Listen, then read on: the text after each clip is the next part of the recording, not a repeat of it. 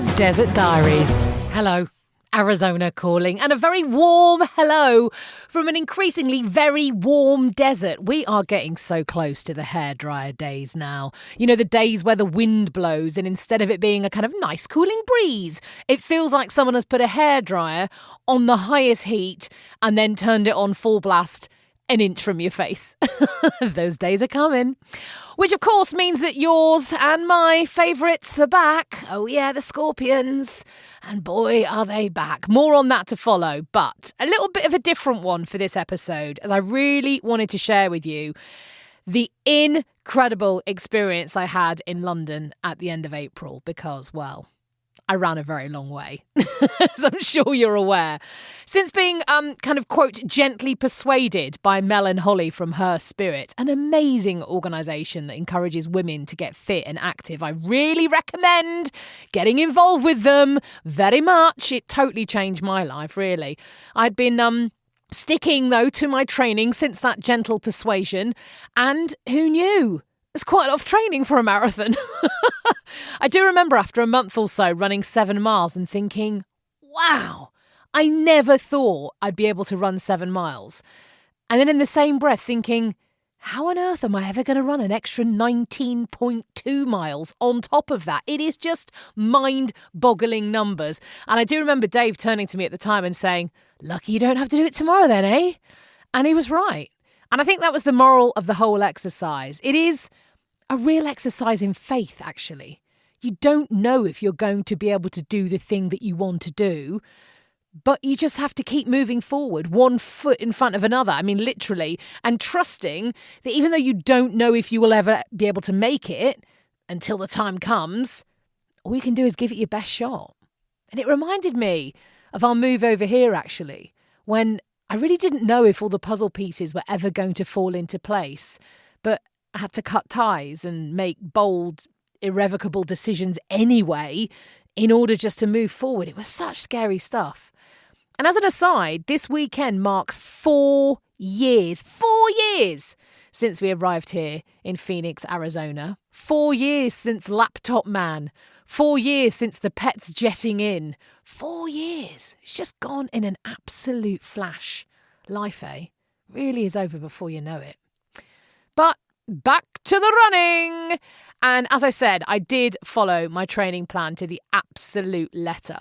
My longest run before the marathon was a couple of weeks before the race, and I did 18 miles in 32-degree heat. I'm not going to lie, it was horrendous. Nothing. I had nothing left in the tank. I had to run into a drugstore lobby twice just to be in the aircon for 30 seconds because it was unbearably hot. Had to run in and get extra water 4 times. I must have drunk about 5 litres of water. It was genuinely awful. And as I said, when I got home, I mean, there was nothing left in the tank whatsoever. I mean, yeah, I've run 18 miles, I was thinking, but where in the holy heck do I find another 8.2 miles from? 8.2 miles. That's quite a long way that I would still have to go. A friend of mine did say to me, look, you've done 18, you've done it in that heat. The next 8 miles, the crowd will carry you through. Again, I never experienced it. So I was like, will they? Will they really? 8.2 miles, quite a long way to run. So it was kind of with that enormous question mark hanging over me that I got on the plane to London for the second time in a month. Madness. Didn't sleep as much as I would have liked on that flight. I was so nervous. And I arrived in London and immediately schlepped all the way from Heathrow on the Elizabeth line to XL in East London to pick up my race number. Wow, what an atmosphere. What an atmosphere there was in there. Have a little listen to this. The music was so loud, it was like a full-on rave going on. It was just electric. And I was immediately sucked in by the vibe, and I bought several pairs of London Marathon socks and a London Marathon t-shirt, and I had to restrain myself from buying all the merchandise. It's a bit like when you go to a concert and you have to say, no, I do not need, nor do I have the money for an Elton John bomber jacket that I will never wear, but I'm very attracted to right now because I'm at a gig. Another really weird thing happened at XL. My knee started really hurting me. I was almost limping at one point. Ignore it, my lovely friend Rose said, who I met up with at the show. It is just maranoia. What's that? I asked him. Is it a kind of ligament? He looked at me laughing and went, no, maranoia. It's just paranoia about the marathon. I wasn't feeling the sharpest tool in the box at the time, so I got over myself and then carried on my mammoth journey to southeast London, where I was staying with my sister-in-law. Now, the next couple of days were just a haze of massive nerves and anticipation. It also felt just really unreal. Am I really going to do this? Is this really happening? On the day of the marathon, I was awake from 2 a.m. till 6 a.m. Oh, good. Don't worry, Holly from Her Spirit had told me. Your body will carry me through. I really hope so, was all I could think. My sister-in-law and nephew came with me to the gates of Greenwich Park, and as I said goodbye and walked up the hill to the start line, I just cried and cried and cried. Thankfully, or not, it was raining. I then spent the next hour standing in said rain, half under a tree, waiting for my wave to start. I remember thinking, oh great, I'm soaking wet and now I've got to run 26.2 miles. Little bit different to my desert training though. I cannot tell you the absolute fear that coursed through my body as our wave opened and we moseyed down to the start line. People had been chatting and joking, and now everyone was really quiet. And oof, I was just so scared. Have a little bit of a listen to this, because I recorded this just as I crossed the start line in Greenwich. Now, I had no idea that I was muttering this until I listened back to it. But if you listen carefully, you can hear me saying, I can do this, I can do this, I can do this. Ian's on his way. Johnny boy, just as your church. That's the worst video I've ever seen. Hello, Luke, how are you doing? Big Luke's on his way. Tom's on his way as well. Don't wait. I'd heard about the London Marathon crowds, and for the first 4 miles or so, there were loads of groups of people being really encouraging, waving, smiling. Come on, Sam, because you have your name on your top.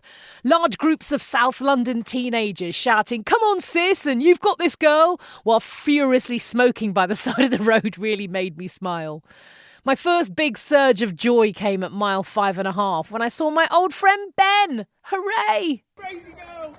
Well done, Sam! Woo! Well done, Sam! Woo! Go Sam! Go Sam! Woo! My sister-in-law then screamed out my name just as I got to Cutty Sark at mile 6, giving me another massive boost. And at that point, wow, that's when everything changed. The crowds, despite the drizzle, tripled in size, and they were just screaming. The best of humanity, just rooting for you. Have a listen to Greenwich Town Centre. Listen to the people just shouting my name.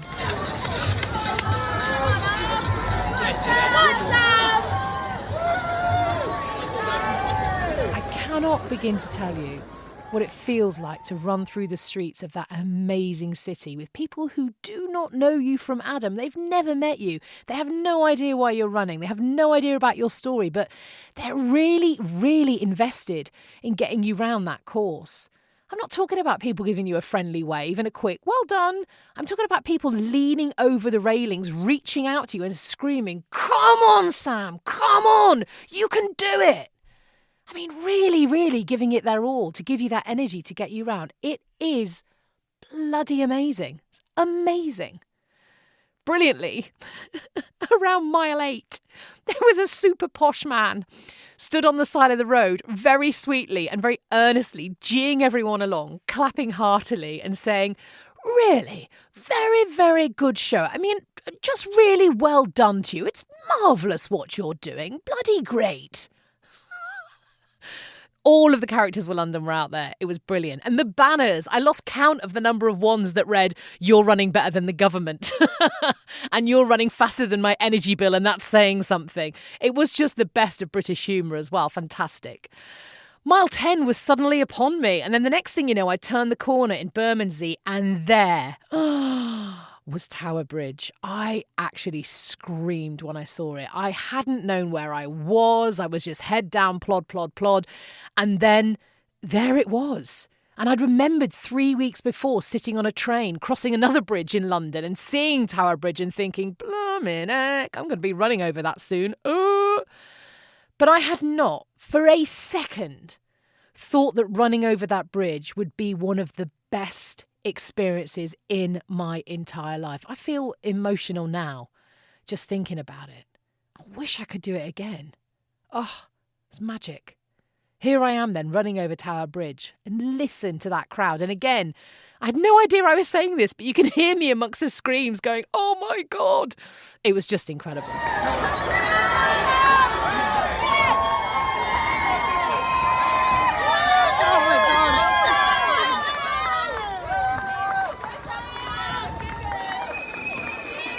Suddenly, I was at mile 13.1, and I remember thinking, I've got half a marathon to go.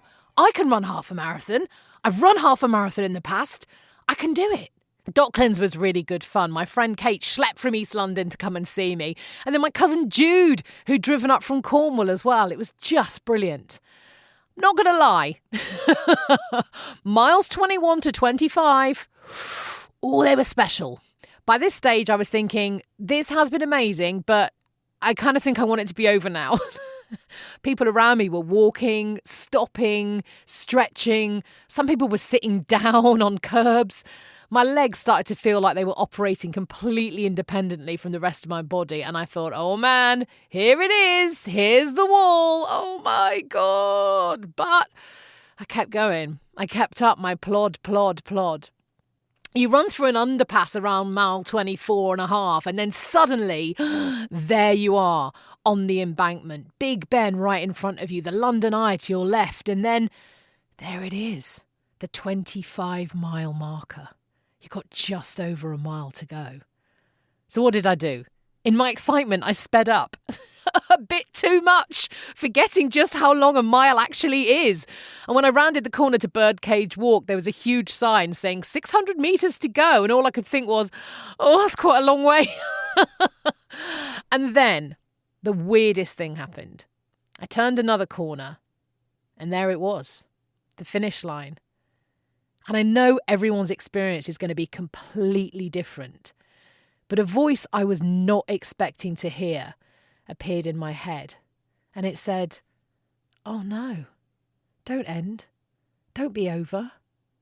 How bonkers is that? But I did cross the line, and then whoosh, all the emotions. I think I hugged about 6 people, whether they liked it or not, and yes, I cried, but I was almost too happy to cry. What a feeling. My gorgeous friend Chris in New York was tracking me and managed to capture the moment that I crossed the line on the live stream online. How cool is this? My favourite part, Lucy the dog getting very excited and barking. There she is! Go on, Sam! Yeah! So, wow, I've run a marathon. Thank you so much if you donated to my fundraising page for Breast Cancer Now. There is just about still time to donate if you can spare a £1 or £2. I've put a link in the notes to this episode if you can. I'd so appreciate it. But every single pound and every single word of encouragement just meant and means so, so much. So really sending you a lot of love and very big thanks. I ran a bloody marathon. Who would have thought it, eh? Just shows. Do the things that scare you. They are always the best things to do. After a glorious day of recovery, I then jumped on a plane and slept pretty much all the way back to Phoenix. I actually fell asleep whilst eating my dinner, my hands still on my knife and fork. And when I woke up 4 hours later, the absolutely amazing cabin crew on that American Airlines flight had saved my dinner for me and brought it back. They were just brilliant.